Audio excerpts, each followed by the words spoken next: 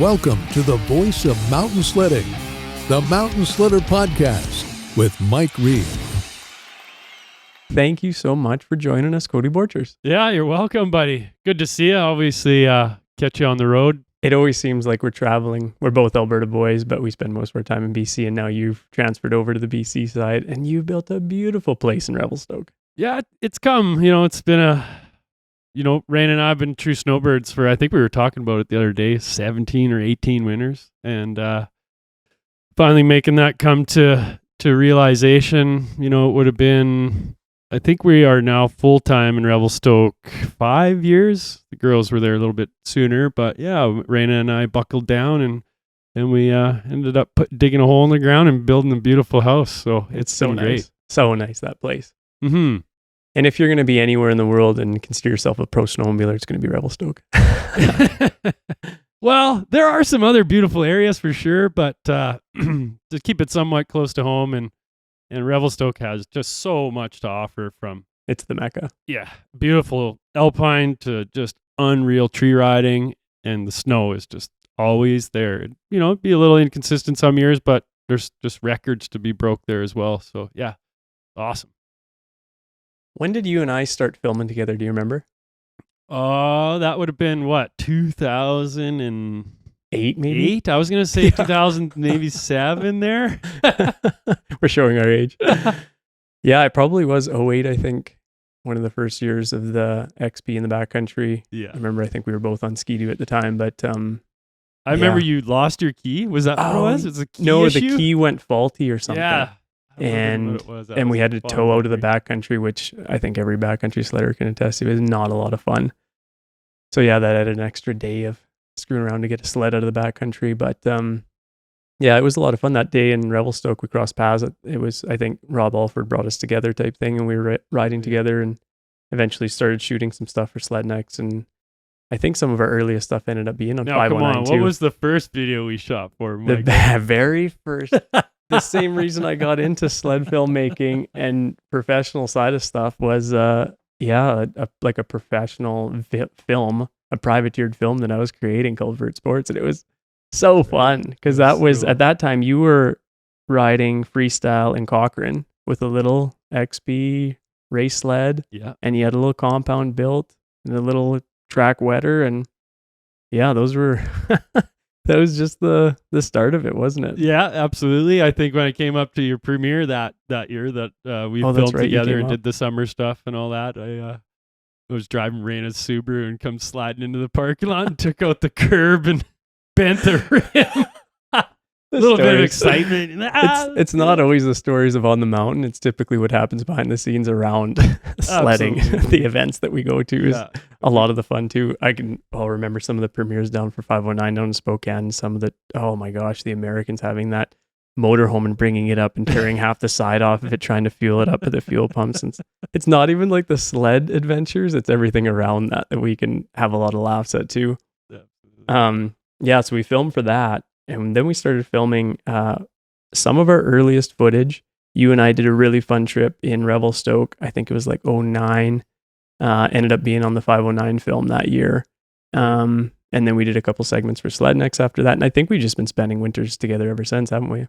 Yeah, definitely, man. You've been my right-hand man kind of ever since, capturing the movements and working well together. You are a phenomenal snowmobiler on the handlebars, and you can come anywhere that we want to go. And you get quite pent up from filming all day and like, here, drop the pack. Let's go get stuck somewhere for a bit. Oh, we should go down here. So you always have been easy to get around and you're talented on both ends. So it's been such a great mesh. Well, thanks, buddy. Yeah, it's true. It's you stand there behind the camera all day and you watch guys having fun and you're like, man, at some point we got to burn some dinosaurs myself and go warm up. Yeah. So we have just as much fun scouting locations and trying to get to the drops and jumps and good filming areas.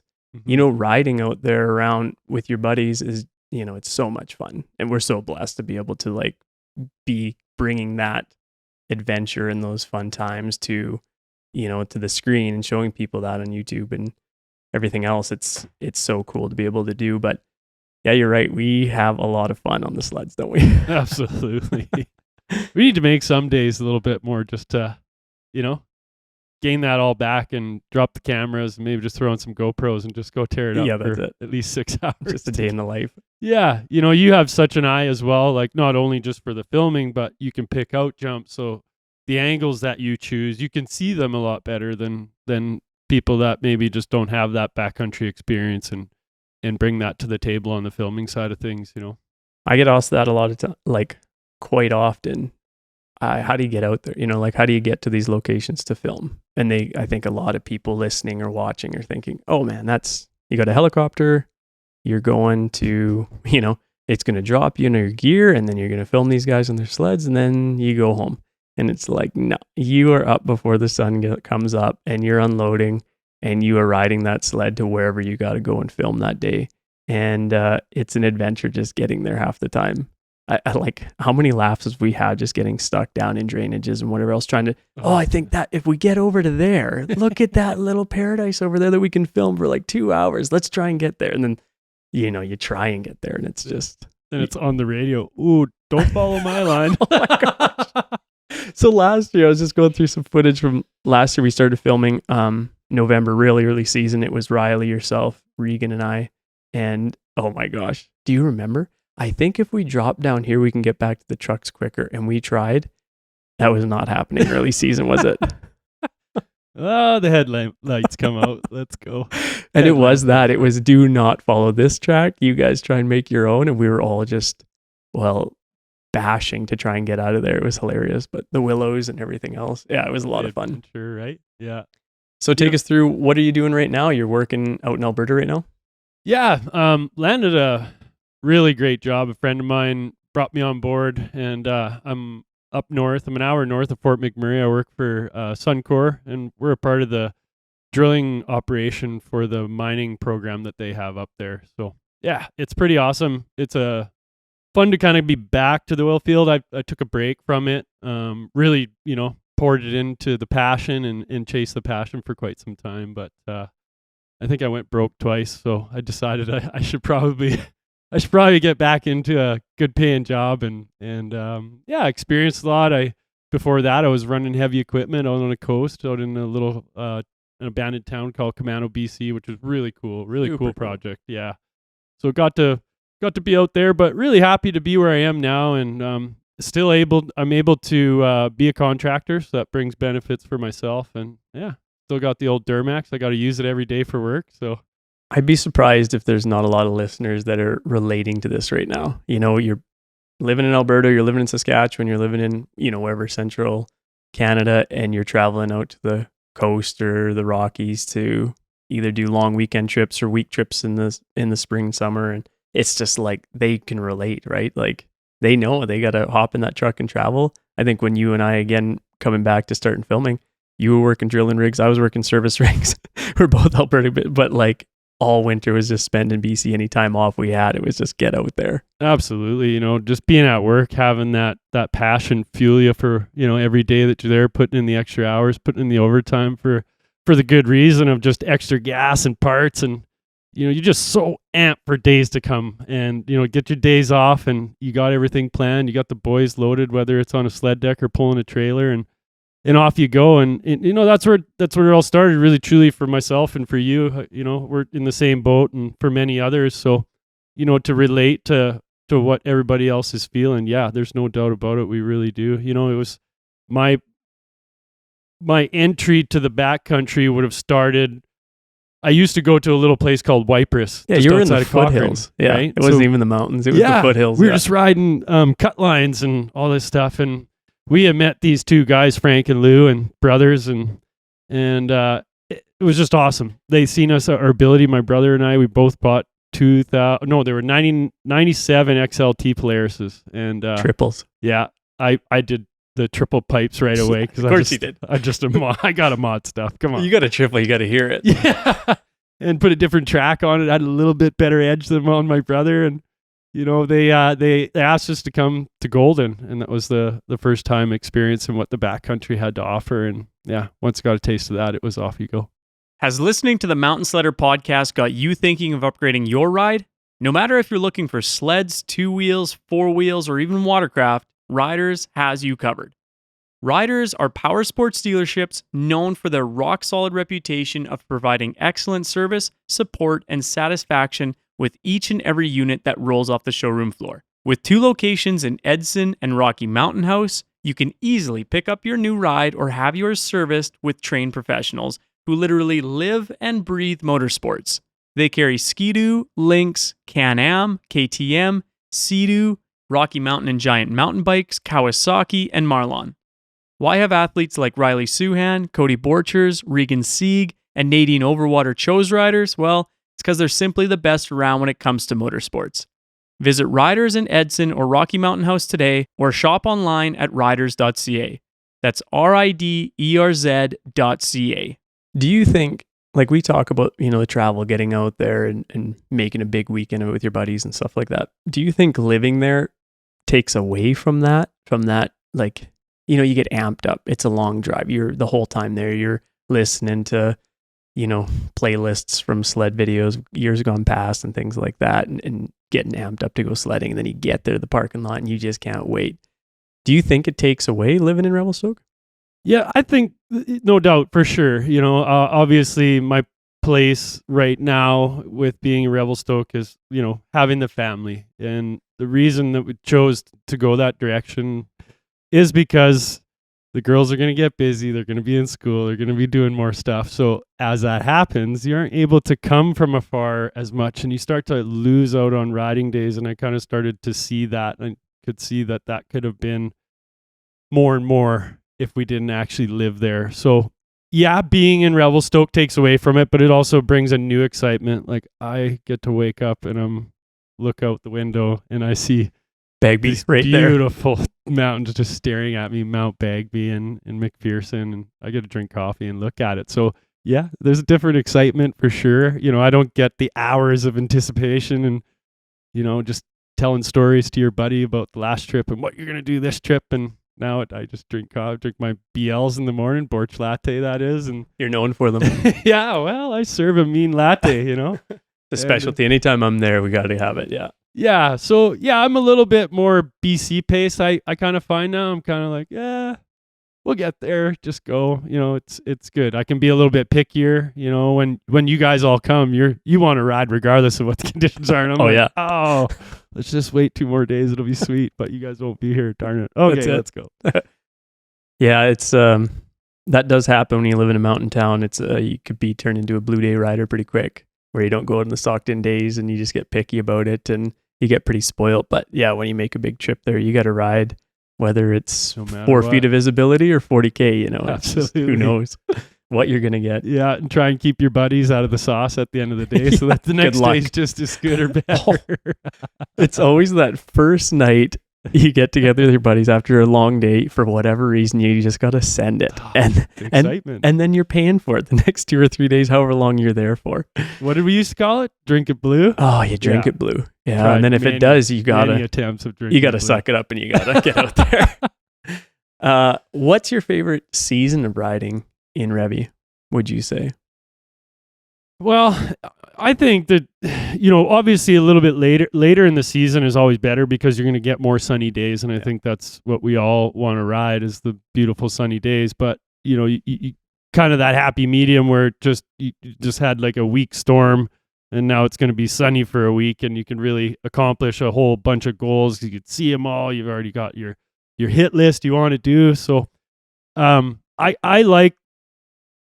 would say probably my best months are probably, February, March, but more March. March is probably the month that is, I want to say, probably some of the best riding because you still get some really amazing snowfall and you'll get resets, but you'll also get better weather that just kind of lasts a little longer days. You say March about getting good snowfall, but I remember one year we went there with intentions to film with one of your short tracks in April, and we got skunked so bad on weather because the snow was so deep. There, you weren't getting around on your short track. There was no chance. Yeah, no, and that's definitely happens too for sure. So those 2 months are kind of the sweet spot, really. It is. I get asked that lots about what's the prime time to hit Revelstoke, and I think January. If you want to experience true mountain, like get away from the coastals. You're riding the Rockies and some of the best snow in North America. You do it probably that December, January, early February, because there will be a really good chance you're going to get 4 feet of fresh at some point while you're there. And everyone thinks, coming from wherever it is, Colorado, Idaho, other parts of Canada, that you're going to do some climbing and whatever. But if you get a literal snowstorm like 4 feet overnight, you are not climbing, are you? Like, it's not happening. No. It doesn't matter even, like the technology of sleds today with where they can get to. You got to have a pretty experienced group with pretty long tracks to get around in snow like that. It's wild, isn't it? Yeah, it's a really cool experience for sure when, you have to do circles onto your own track, not just once, but a couple times so that you can actually stop and be, okay, I think I can get going from here. And you think that's like a once in a lifetime, but that's like, I think I probably get hit with that 2 or 3 times a season in Revelstoke. It's wild. Sure. It's so fun though. I remember you and I were trying to take a shortcut last year and we brought Regan with a snow bike and we're like, oh, I'll just go through the old growth this way and go up. We made it about 10 feet up that whole hill that we had to make, like 3 football fields up. And we just turned around right away. There's no way we're ever going to make it up. It's going to take us all day just to get there. And poor Regan just following my trench track the whole time, just dragging his handlebars in it. All you can see is his shoulders and helmet above the snow. Yeah. It's so wicked. Yeah. But, so, saying that, you get yourself set up with a brand new, turbo and have a 165 or even a 74. If there's going to be multiple days like that and you had a sled, it's unbelievable what these new sleds are doing as well. Like, they've come a long ways compared to back in 2008 where just getting up the Boulder Trail was hard enough with 4 feet of snow. Wasn't that something? What's the ideal sled for you right now? I continue to stay at that 54 range. Really fun, playful sled. Obviously, if there's consistency of multiple deep days, then a 65 is kind of your go-to sled. You still have the ability to kind of whip it around at that last second, but 54s are just really fun, playful. And later on, then get into the springtime, I like to ride a 46, just kind of more hoppy, and they just flick around a lot easier. So do you do like a track and rail change on 54 to reduce it down to a 46 springtime? Yeah, absolutely. Yeah, for my budget, what works for me is I just get a 54. Luckily, they have a little shorter tunnel on them, so you can go, you can swing on both ends that way and go to a 46 for early spring, but you still have a little bit. You can go to a 65. It sticks out a little more, throws some snow at you, but for how many days you're going to run that, it's ideal. But this year, I'll be just running a 54 15 wide, and that's on the new free ride. So I'm back on SeaDoo this year, which I'm really excited about. I took a 4-year hiatus, tried out Polaris, and looking forward to getting back on the free ride. I've heard phenomenal things of lots of changes they've done. Got some good friends in the business, and they told me some great things about it. So looking forward to trying that out. And first full season on a turbo. What's your thoughts on the new turbo? So your brother Chad's getting back into sledding, let's say. He's going to buy a sled. What do you talk him into right now? It's tough, right? The new turbos, they like the factory turbos that are coming, they're phenomenal. They're nuts. They got warranty. What? Turbos with warranty? For real? And pump gas. Like, you pull up to the pump, you put premium in it. But you're making gobs of horsepower. And it just keeps stock horsepower from sea level, which is phenomenal. So you're going to carry a little bit more weight, which at the beginning of the season is going to tire you out a little bit. You're not quite used to that sled where to place your feet and whatnot. But to getting my brother back into it, let's say, I was actually talking to him and trying to, like, man, get a sled. Time already, to get off Chad. the What horse. are you doing? Get out here and just rent one. And get him the old XLT again. Bring it back out of retirement and say, if you're going to come ride wouldn't that be awesome? Bring those out. But I think, someone that has had experience prior and is now getting back into it, say 10 years later, the turbo is going to be a lot of sled for them, but it's also going to be beneficial because it could get you out of a situation where you're getting stuck and the thing just chews its way out, compared to having an NA where it kind of gets to a plateau and it's going to stay there and the track speed doesn't kind of get any faster. But still, it could get you into a lot more trouble too, which you see a lot, right? Like, guys are putting lines in where they shouldn't be, and they're leaning really hard on the snowpack. And that's what my concern is that I hope that people that are buying a turbo have the respect for it, because it can get you into places where you really shouldn't be, but it can get you out of things that would be extremely helpful. So just be, I always just say to guys, just be respectful to it, because when you look at something, it will go there, and it could get you into trouble if you don't know what the snowpack is. And just making sure guys, get education behind it as well. And I think that's an important thing always to bring up, is just like, make sure to get some backcountry knowledge and get some training on the avalanche side of things, and know what to look for, and just be aware and use the bulletins that are put out by Avalanche Canada. So, but let's go back to the snowmobile. An NA today is unbelievable. Unreal. Yeah. So I think either way, I think manageably, it'd probably be better to go to an NA for my brother to say, hey, get to learn how to ride this. A 65, 100%, nothing shorter. Yeah. And off you go. I don't know if you really need a 74, because those things are gigantic. And I think if you're just a pure explorer, yes, for sure. Like, that's ideal. You know what I mean? Rob Alford loves his big long tracks, but Rob's a huge explorer and always has been, But I think he's seen, and I've talked to him in this past season, and he's just like, honestly, the 65s are just so good and work. But if we get back to 10 years ago Revelstoke of the snowfalls that you get in December, well then, man, you want a 74 because you want to be the first guy. So I remember one of your first years with Riderz, we had the opportunity to get it. I think it was a demo 174, would have been like an 800 NA at that time, or whatever. That yellow one. And I remember both you and I were blown away at what it was climbing. Like, it would just go anywhere. And then we ended up getting our hands on a 2 turbo model 174s, and where they would take us was silly. Like, it would just get us into trouble, like you're saying. Like, because we kept going to the steeper and deeper and steeper and deeper until we found ourselves wrapped around this mountain with nowhere to go. And we just looked at each other and went like, what are we even doing here? Like, there was nothing to be filmed. We were just having a riot. Absolutely. And just pushing each other, trying to find a new way into a zone or whatever. But those things would just go anywhere. Now, like you're saying, you just pull up to the pump, 91 octane, completely stock with warranty, and you're getting that sort of excitement. It's wild. It really is, yeah. But with those aftermarket those aftermarket turbos back then, they were never quite right. No. If sunshine was poking out from that side of the mountain, or it was always weather dependent on how they ran, which they were awesome when they were on the pipe, but they were not awesome in off-cambered situations when it got really tight and technical. Yeah.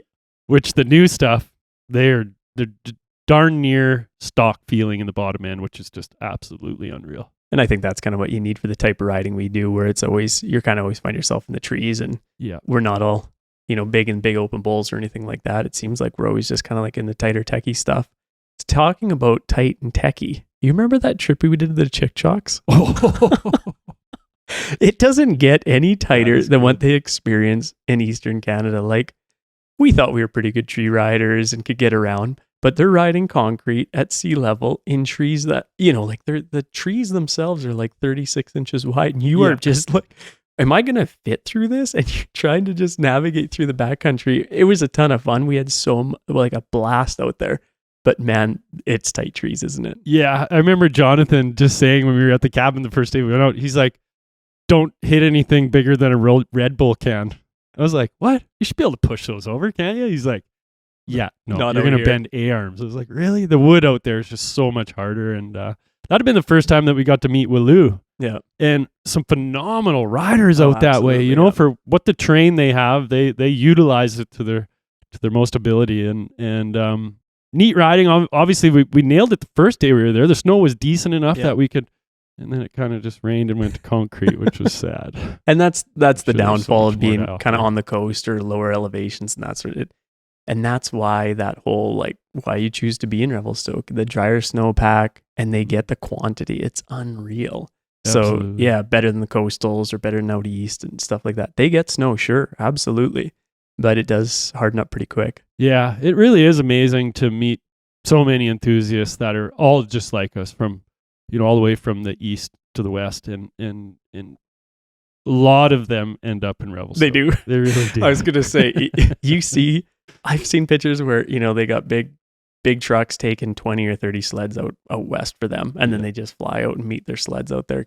And then you run into them on the hill, and they just have a huge grin on, and they spend a week or two out there and just have a blast. And it's cool to see people from all over, whether it's Europeans, people from eastern states or Canada, and coming out to Revelstoke and that whole valley. It's pretty cool to see. Yeah, absolutely. Just that you're saying, when Andreas Bergmark came over, and I've helped Andreas kind of from the beginning with snowmobiles and helping to set him up. He reached out, we connected and made a great friendship over it. But, even those guys, they'll travel that far, save all their money to come here just to be able to ride the conditions, and it keeps producing, and that's just it, right? So makes us feel pretty lucky being Canadians and only being a province over. Growing up, we thought traveling 8 hours was a long ways. They're traveling 28 hours or more. It's crazy. Absolutely. Yeah. So speaking of travel, how are you getting around these days? You still got the old Dirty Max? Oh yeah, the old LVZ 2006. I think when I roll in here tonight, I think it's got 722,000 kilometers on it. Again, everyone asks, oh, you probably get like trucks given to you, sleds given to you. Oh man, it's got to be awesome. And you're just like, man, I work like everyone else, and I got to squeeze every last bit I can on my sled hauler. Absolutely. That thing is awesome. It's legendary. Yeah, it's awesome. I get so many comments on it, but I also get recognized in it so much as well. Like, guys will pull up beside me and give me the horns, they're just like, oh, way. And then all of a sudden my Instagram will blow up. They're like, poor chairs beside me. It's awesome. It's so cool. It's fun to, obviously I would love a new truck. I truly would. But would I? I'm not too sure. I'm a real classic kind of person, and I enjoy it. The truck, like I think I was saying to you the other day, or this evening, sorry. I had to show it who was boss, and at least once a week, got at least tempt to, hit the 200 mark. It's unbelievable. Since I bought it with 110,000 kilometers, till it's got 720 today. And it has driven the same. It works every single day. And obviously I had a little bit of a hiccup. So I was in Edson at the time. I was working for Riderz. I had a head gasket go on it. I just put a lift in it. I put a BDS 7-inch in it with 35s, and then that kind of started to show me that, oh, I got a head gasket going. Like, So, no big deal. Let's get it fixed. I had a local shop that said they could fix it. I was like, okay, no problem. Let's do it. I was told that there would be a reputable shop to go to, and maybe if the gentleman who owned the shop would have done the work. I don't want to name names, but maybe. Yeah, I'm not naming names. Had he put in a head gasket, he had his apprentice do it. They put the wrong head gasket in. Pinched the bearing in on the second one in or whatever. I don't really know the internal story, but the tick turned into a bang. And I drove it with a tick for, I don't know, it was probably 2 months. I fought with them over it. Like, yeah. It's not right. Extreme headache. And it's not right. When your baby's not right, it. Totally. And tick turned into a bang, and then I made a post on Facebook, like I was looking for a motor, and a gentleman named Dennis Duquette, he hit me up right away. He's like, there's no way you hurt that motor. That's impossible.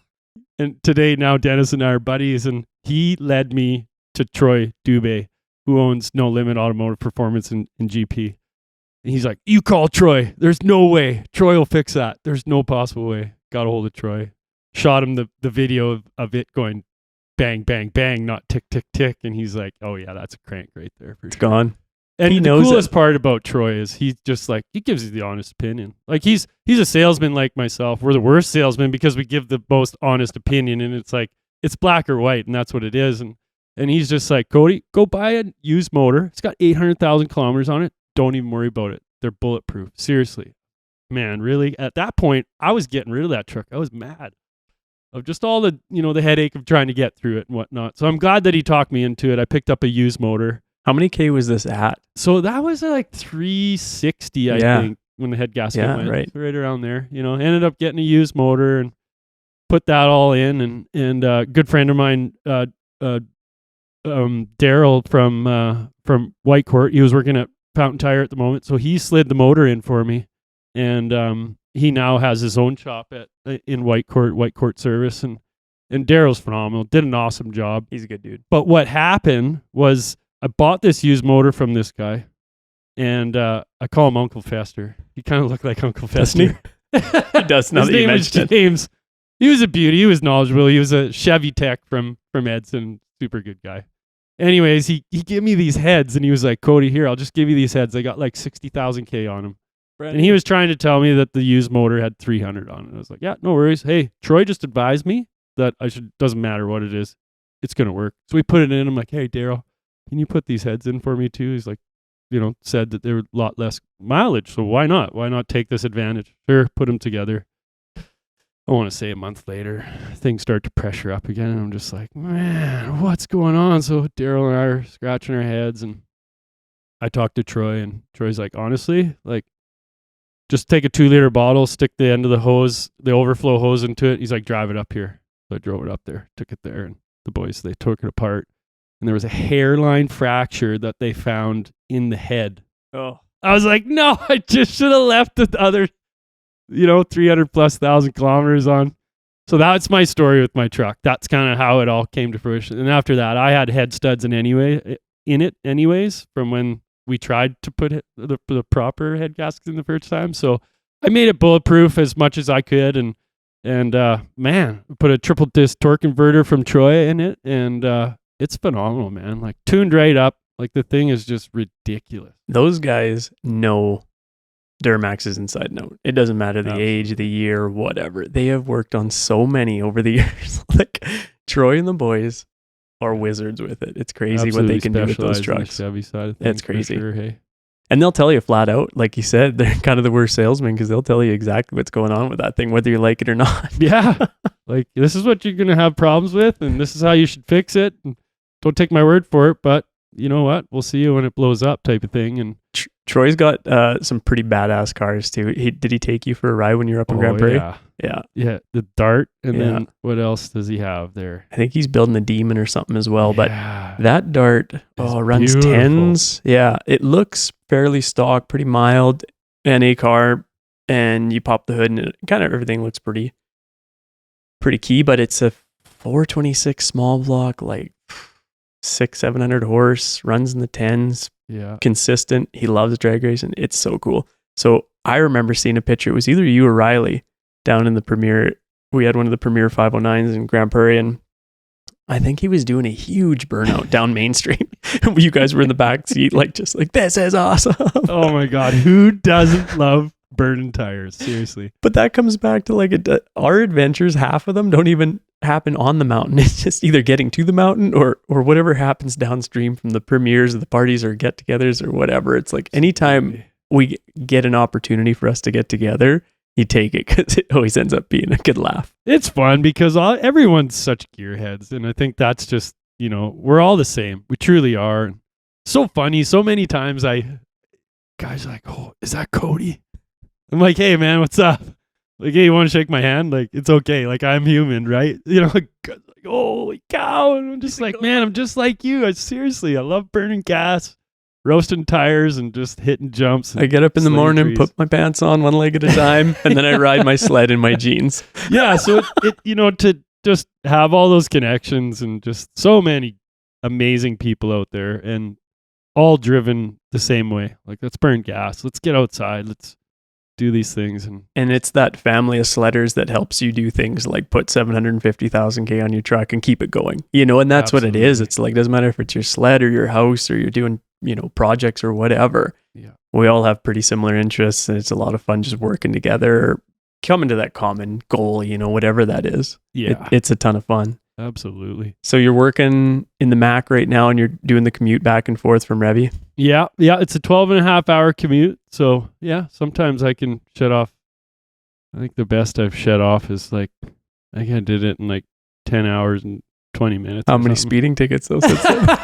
Do we even want to talk about it? Well, yeah. I was talking to Bussy, the owner of Riderz today, actually, because I stopped in there because I'm back riding with those guys and was picking up some parts. So many people are He's happy to see that. So how do you do it, man? Like, what do you mean you can do that? And I'm not going to tell numbers, but I was just like, well, there are moments and times where you need to know where you're at and, obviously know your route and be smart. But yeah, so that, it's good. Everybody used to say, oh, Fort Mac, so this, that. And I never got to experience the single lane traffic going up there, right? There was, years it was bad. Yeah. Now it's, it's twin the whole way. It's beautiful. Like it's, they do a good job at maintaining it and maintaining the ditches and whatnot. Obviously, yeah, there's a lot of moose and animals and stuff that are rolling, but, just hopefully you got bright lights like me and you can, manage your way through it all and dip and dodge and you're to work and home. And I love it. I'm really excited. This is a 14 and 14 shift. So,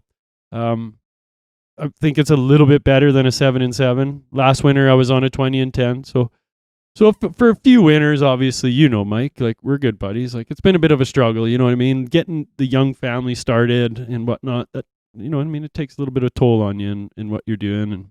And so I was working at 20 and 10, really, truly only give me 8 days off. You want to spend proper time with your family. So you're getting 2-3 days of riding in a month, man. It's hard, like it's not only hard just, personally on your relationship because you're frustrated. You want to ride more. Like I would just love to ride every day. I wish I could. I just don't have that opportunity. But this having a 14 and 14, it's really starting to come together. We're every year getting in a little bit better of a spot. The kids are getting older and Kebria and I are right into snowmobiling too. So we have a little 120 that I bought, little mini Z, and it's awesome. I actually picked up a little 170 Razor. Just a score of a deal. I was just so excited I got this thing. It's so fun.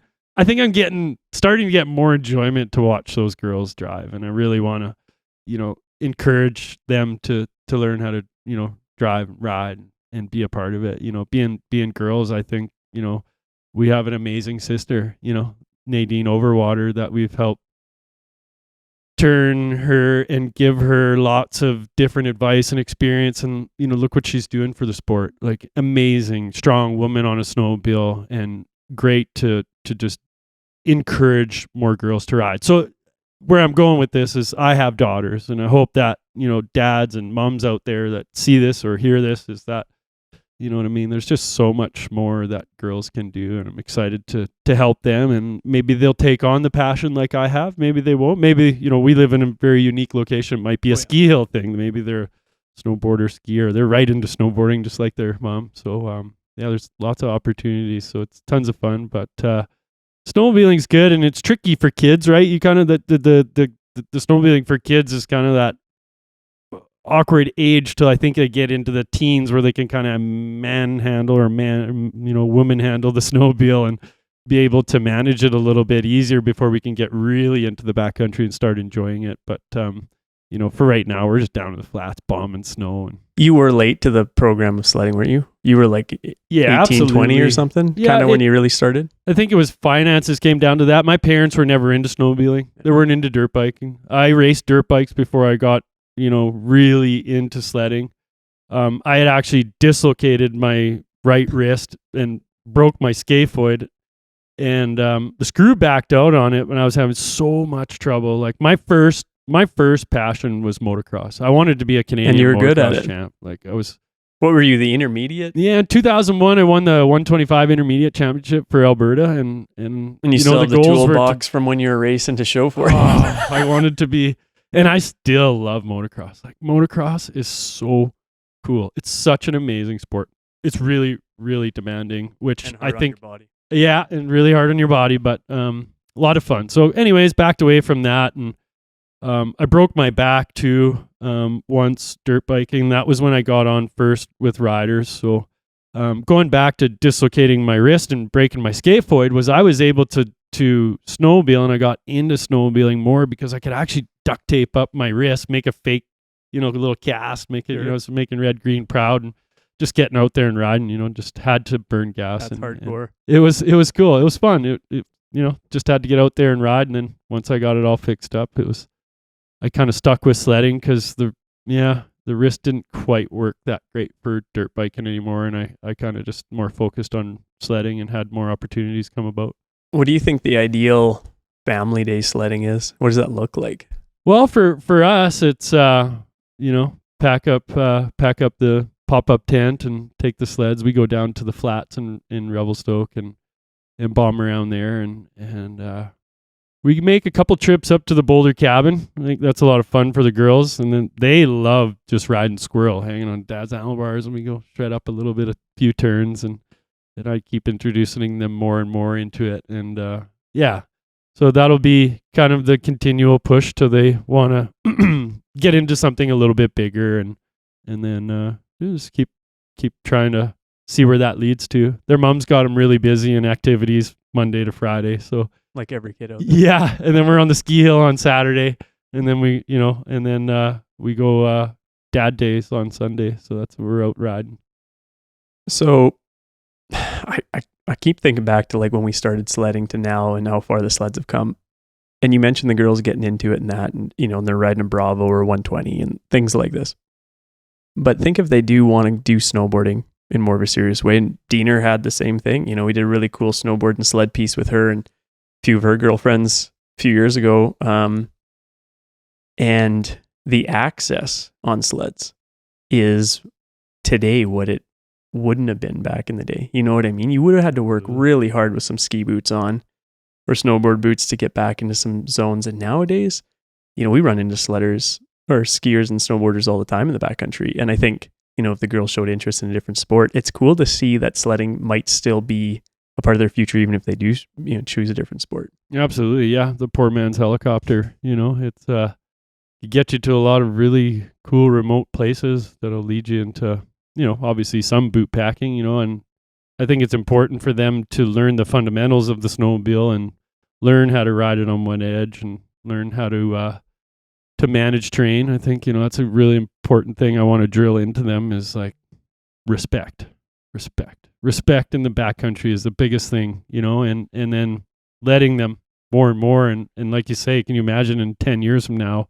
what snowmobiles are going to be like? I couldn't even imagine what, 10 years ago, what we were going to get today. So starting out on a snowmobile, the kind of snowmobiles that the individuals can have in the moment, starting out, you imagine starting with a brand new Gen 5 or new Chaos Polaris. Like kids don't know how good they've got it today. Like we keep saying, imagine if you had like a late teen body and you were able to just throw it over a turbo sled and go on a free ride or something these days. And it's just like, we're getting a little bit long in the tooth ourselves. The gray hair's happening, but back in the day, we just had a riot. And that's what kids are doing. They're hopping on these sleds and just like the places they're taking them it's a lot of fun. It's cool to see.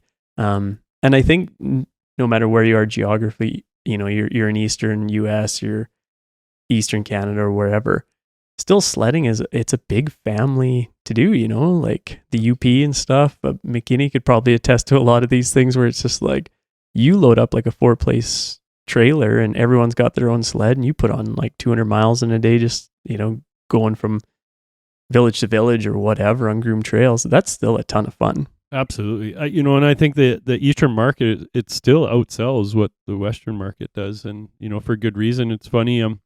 One of the geologists that I work with, Stephanie, she was driving her into the airport to catch a flight. And she's like, I can't wait to tell my dad who I'm actually like driving with and who I work with. I'm like, what? The Cody Borchers. Yeah. She's like, yeah, it's crazy that, she comes from, she's an only child, but her parents had a cabin that they would go to religiously every weekend.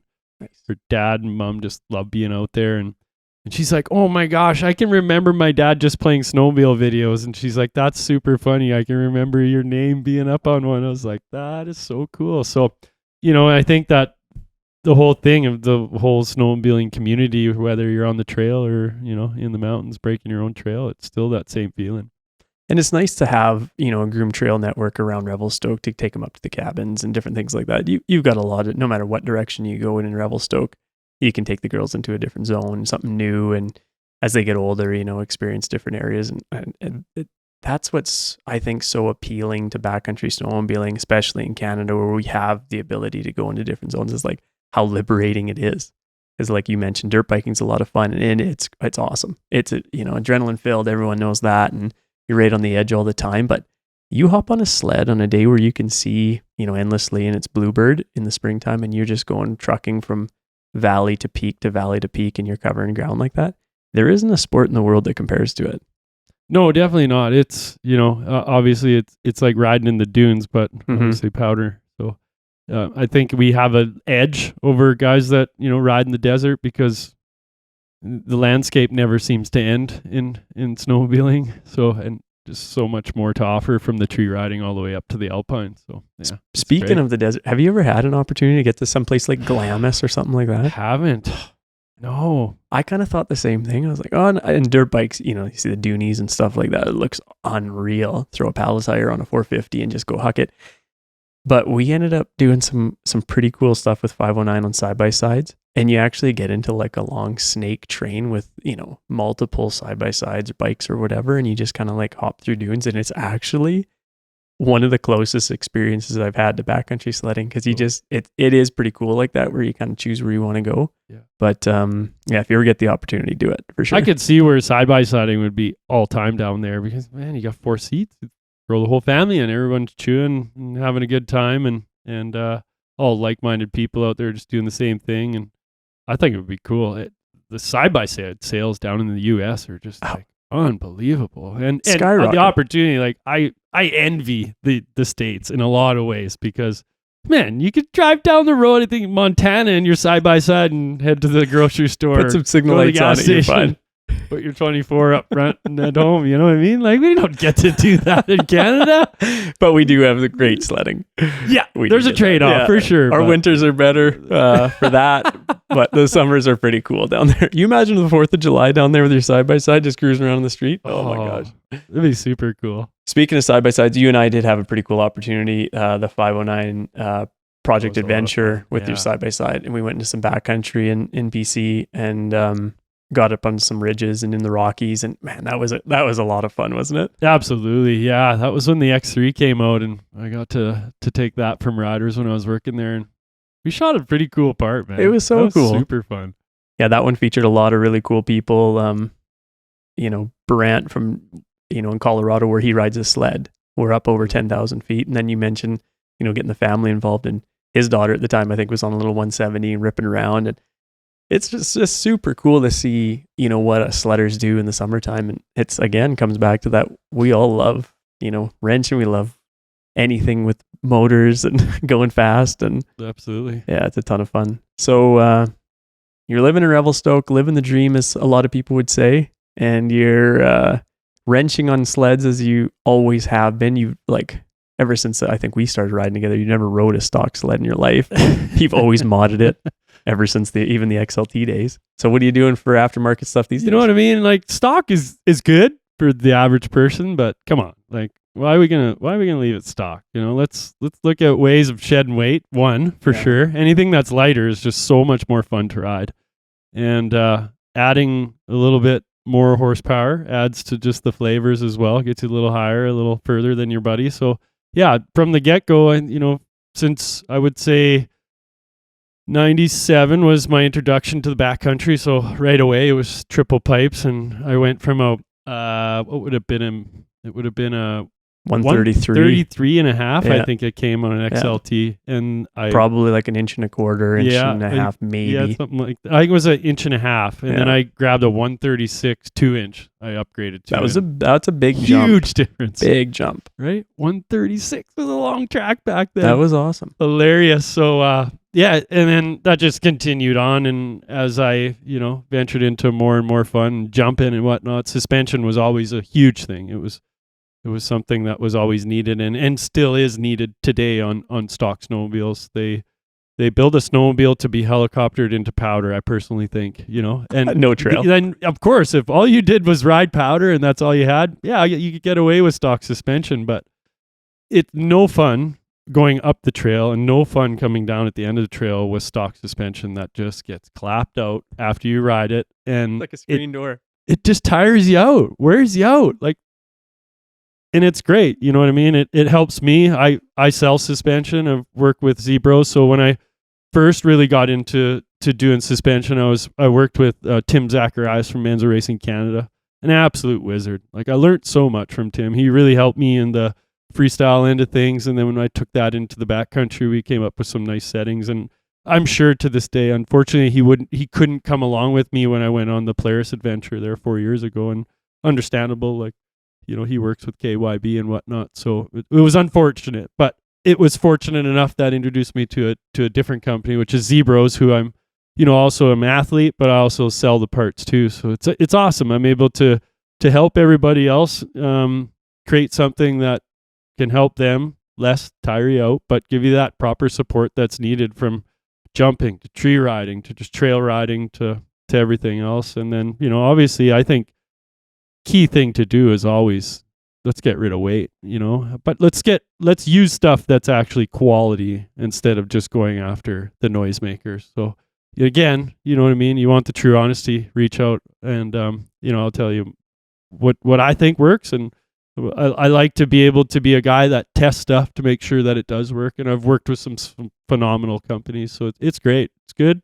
And there's always little edges, obviously the manufacturers will only go so far with their snowmobiles, and then that opens up opportunities for all the aftermarket world, which is awesome. I think there's a need for it. And, even as these sleds are still getting better and better, everybody still finds a little edge here and there they can improve on. So people should just reach out and DM you on Instagram or Absolutely. Facebook or something. I was talking with a buddy here the other day. I was like, I really need to get more onto the media and push my products that I do. I'm a pretty reserved guy, as you know, Mike. I just keep it cool. I love to help people, and I think that's always something. I'll take the extra time to talk to people, and when people do reach out to me, I'm always like, hey, here's my number, give me a call, like, let's chat. And I think once I communicate with people and talk to people, they get it. They understand when I'm talking. They realize you're not a dick, is what you're saying. I don't need He's to sit actually there a pretty and nice write guy. out a novel and tell you how cool it is. I'm going to explain to you why it works and give you the breakdown of why, the investment and how far your investment can go and type like that. So that's the kind of salesman that I am. But yeah, by all means, I going back to it, I'm going to really work more on showcasing that I do these things moving forward. And, Mike, since I was working with Riderz, I worked at Riderz for 6 years, and I was their marketing manager, athlete manager, worked day in and day out at the shop, and then I would get amazing opportunities. Riderz was so good to me and allowed me to do so many amazing things, personally and business wise. And I overdid it, to be honest with you, in the media side of things. It just burnt me out. It was 7 days a week. It started to affect my family, and I was just like, you know what? When I stepped back from them and moved on, it was, a little bit as well. I needed a break, and I really kind of just reined back. I just want everybody to understand that sometimes everything you see isn't the actual, true world, and we get caught up in it, and it's easy to get, torn to the left or right or whatever you want to call it. But do you not see so many people doing that? Absolutely. It's unreal. Like in sledding especially, you see, oh man, this guy must be a pro. He's doing this, he's doing that. It's just like, well, you don't see the amount of ski pulls he needed to get there, or whatever. You're taking pictures on this mountaintop and it's like fantastic. Well, those are like, what, 1 day and whatever, every 20 you spend out there or something. Yeah, it's fantastic like that. Yeah. It's life, right? It really and is, I think, social media in general can burn a lot of people out. So you're not alone in that, I don't think. Yeah. And you know what? It's good. It's been a refresher for me to just like bring me back to the roots, man. Go ride. Have fun. Make new connections. Make new friends. Go ride. And don't forget where that all came from, and enjoy it for sure. I do see the good sides of the social media for sure. But, at that point, it was like it kind of got away on me. And I think if you can, have yourself little parameters and set it for yourself, and just don't forget about all your family and friends on the backside. And no, it's good. So moving forward, I look forward to improving on that and showcasing a bit more and got some great ideas. Really looking forward to what this season here is going to come again, being on a new Skidoo again, and that's going to be a ton of fun. The free ride's going to be a good fit, always has been. When we got the what would have been volume 9. Yeah, Michael, you're actually the one that took the photo of me to get that covered. You know that? I did. Remember, I hopped off that little pillow and just Joss, yeah, beautiful backdrop there. Oh. It Yeah, I believe we were riding with Riley that day too. Found a little shark fin, getting inverted. Yeah. A lot of Derek Wood was there. Derek Wood did a big Remember drop that day. send? Ho, ho. That is one guy I wish would come back sledding. You know, there's a lot of sledders that have come and kind of gone through the industry that are still out there sledding. And you know, if they threw a leg over a sled right now, they would just, Brody Evans comes to mind, Brad Gilmore, some guys that aren't as featured, but used to be such good shredders. We were talking Jeff Kyle the other day, Dan Treadway, any of these guys. Cody Robertson. Oh, Robinson. It's been a while. Oh man, that was cool. But him and Turcotte used to bang bars, riding snowcross. So I think, it doesn't matter if you come from a ski background. I think like how Rob got started, just accessing skiing like we were talking about, or you're coming from an ISOC background and racing. There's still nothing that beats a good day in the backcountry. Absolutely. Well, speaking of social media, I think I can speak for all the listeners and viewers out there when I say we're pretty excited to see what Cody Borchers has in store. And please just come back to a little bit of social media. Give us some teasers throughout the year because we're excited to see where it takes you. Yeah, definitely. I want to work on it more and it'll be fun, man. It'll be fun. I'm just actually patiently waiting for my snowmobile right now. So I keep bugging the guys and sounds like hopefully next week is the delivery. Nice. So yeah, really great. And still waiting for just a few small parts to come and get rolling on it. So this gives me a little opportunity to get my shop a little bit more set up, moving into the new house. We did this all on our own, so things get stacked up in the garage. So I'm going to organize that a little bit better and have it ready. So it's going to be fun. It's going to be great to get back out. Sometimes I get sad. I'm like, oh man, why don't my sledding buddies ever reach out? But we're just, I'm in the same boat where everybody's just hammering away in the summer to save up all that gas money and just get ready for all the trips. So really look forward to connecting with everybody and get brainstorming. I know that everybody else is brainstorming their season. So I look forward to not only, for myself, put out content, but watch everybody else too. I texted you a few pictures yesterday, throwbacks, I think volume 9, volume 10. I remember volume 8, you skipped out. You didn't ride that year. Yeah. And then volume 9, 509 was kind of your first year with it. And it was a ton of fun, man. So I sent you a couple pictures. You were doing a dead body, I think, and a tsunami. That's right. Back on the green free ride. Yeah. And do you think you're going to get back to a little bit of freestyle this winter? You kind of you've always hung on to it through the years. Yeah, it is still something to this day that I do religiously, and I'm a huge stretcher. I try to stay as flexible as possible, but not just for doing freestyle moves. So I think in some sense, I get lots of requests to do bar tricks. Like I might be a bar trick guy, so. You always have been. It was always something that I really focused on was a bar trick, seat trick, bar trick, seat trick when I was training for, freestyle stuff. So it was, lots of guys like to go just seat trick. It's easier to go backwards than it is to go over the bars. It's a different technique. Especially when you're 6'6" or however long you are. Right? 6'5", just stretching out. So, that's funny you bring that up because I think it's just still such a little specialty to throw in there and not many people do it, right? I don't even know how you get your boots and your long legs through the bars to then extend out. Right. Like it's unreal. The dead body is probably one of the coolest maneuvers for sure. I don't know if you follow Adam Jones, but Adam Jones is a freestyle motocrosser. Absolutely one of the smoothest guys out there, and the tricks that he does are phenomenal. And there's this one he calls, it's a rigor mortis, it's called.